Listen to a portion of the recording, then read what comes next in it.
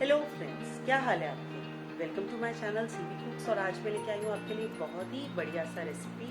लेकिन उससे पहले फ्रेंड्स, मैं रिक्वेस्ट करना चाहूँगी कि अगर आपको मेरा आज का वीडियो देख के मज़ा आए तो प्लीज़ लाइक कीजिए, ज़रूर शेयर कीजिए मेरे वीडियो को, ज़रूर सब्सक्राइब कीजिए मेरे चैनल को और बेल आइकन पे भी ज़रूर क्लिक कीजिए ताकि जब भी मैं नया वीडियो डालूँ आपके पास नोटिफिकेशन आ जाए।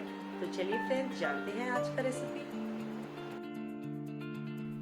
चिकन सूप रहता है बहुत ही नरिशिंग और टेस्टी और साथ में बहुत ही फिलिंग। तो चलिए बनाते हैं ये रेसिपी। उसके लिए सबसे पहले मैंने लिया है 1 चम्मच देसी घी एक पैन में और 1 बड़ा चम्मच लिया है मैंने अदरक काट के बारीक बारीक। इसे हमने सिर्फ सॉटर करना है 1 मिनट के लिए।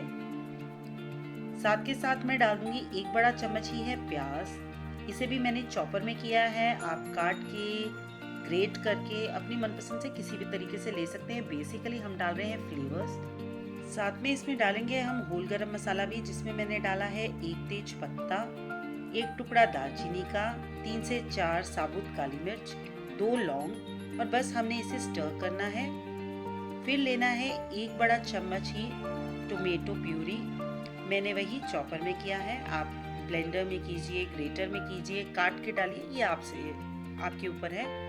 बस इसे सॉटर करने के बाद 1 मिनट मैंने इसमें डाल देना है नमक और काली मिर्च। नमक डालेंगे हम स्वाद अनुसार और 1 छोटा चम्मच काली मिर्च। इसे सॉटर करने के बाद हमने अपनी चिकन को सॉटर करना है 3 से 4 मिनट के लिए। हमें कुछ भी इंग्रेडिएंट को ओवर कुक नहीं करना है, जस्ट हमने एक फ्लेवर देना है। चिकन मैंने लिया है 1 बाउल, ये ऑलमोस्ट है 150 ग्राम्स। और साथ में 1 हरी मिर्च मैंने बारीक काट के डाली है, आप एक्सेप्ट कर सकते हैं अपने टेस्ट के अनुसार।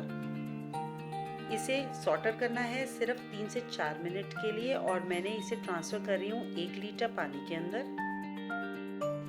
इसे ट्रांसफ़र करने के बाद हमने दिलानी है कम से कम 5 से 6 विसल तेज सेक पे।